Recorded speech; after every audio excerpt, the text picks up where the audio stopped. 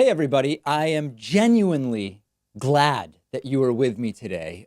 Even the trolls who are going to send me really angry messages. We have big news today in the category of this might make Trump lose his mind, as I call it. Donald Trump's oldest son, Donald Trump Jr., has been subpoenaed to testify by the Senate Intelligence Committee. And it's important to remember that Republicans control the Senate, and therefore they control the Senate Intelligence Committee. The chairman of the Senate Intelligence Committee is Republican Richard Burr. But it has actually been, that committee, one of the few places where there seems to be some sort of bipartisan logic in dealing with the fiasco that is Donald Trump. And specifically, the Senate Intelligence Committee wants Donald Trump Jr. to show up and under oath to answer questions about what were obviously lies the last time he testified before the committee, related to his involvement in the Trump Tower Moscow deal, which ultimately didn't end up going forward. And Donald Trump Jr.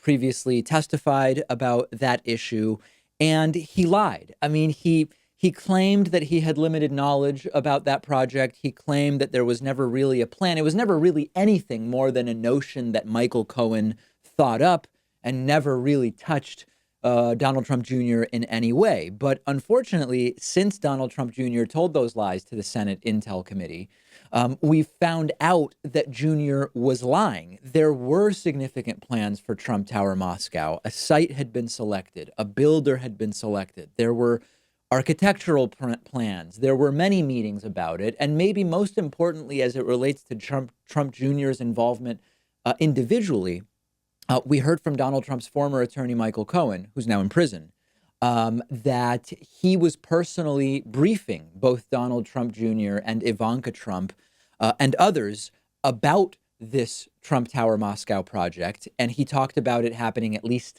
or roughly 10 times.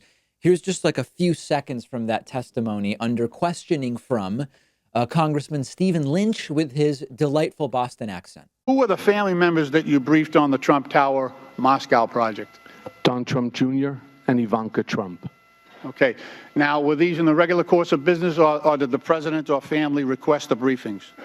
This is the regular course of business. Do you recall, there's a question on the number of briefings. Do you recall how many there might have been? I'm sorry, sir? Do you recall how many of these briefings there might have been? Approximately 10 in total. All right.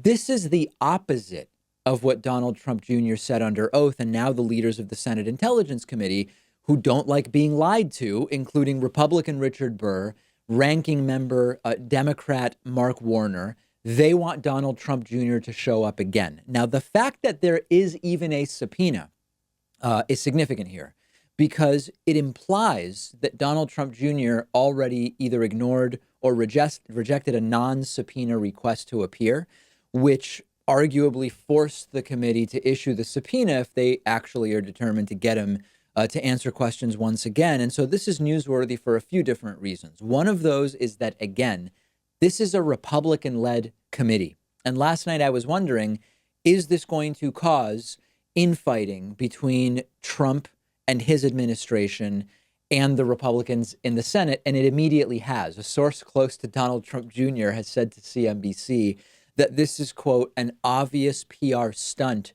from a so-called Republican senator.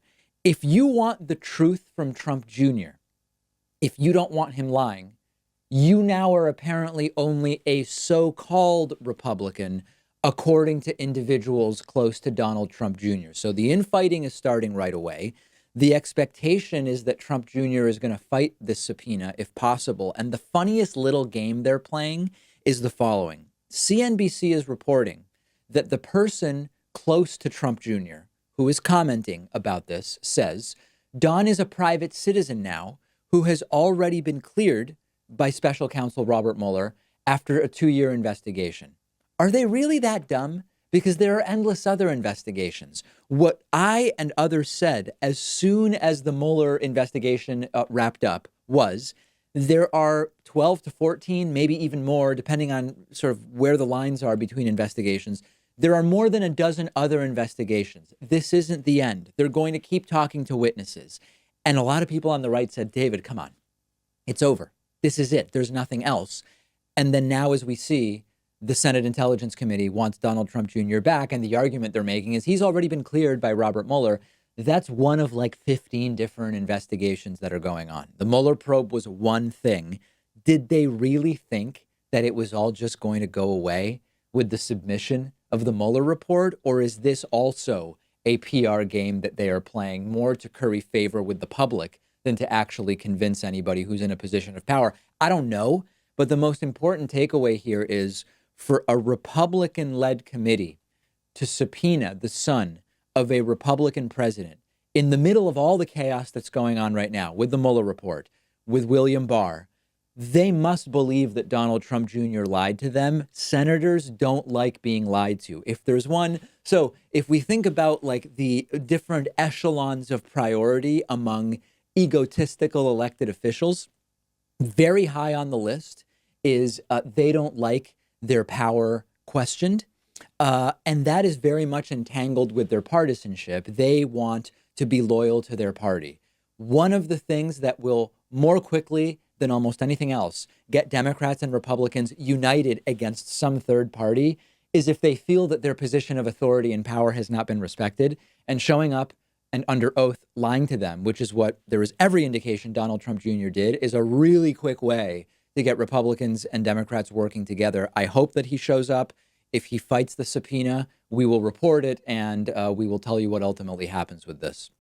Today's show was made possible in part by BetterHelp.com/Pakman. BetterHelp is a service that gives you unlimited remote access to your own fully licensed therapist by way of phone, video, and text. It's less expensive than physically going to see a therapist in an office, and you don't need to have insurance to use BetterHelp, and they stand behind what they do.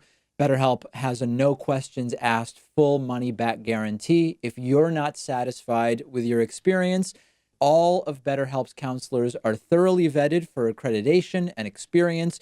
It's all spelled out in their terms of service. BetterHelp requires all of its counselors to be fully trained and licensed, and they must have at least 3 years and 2,000 hours of counseling experience, so you know that your counselor is qualified to help you.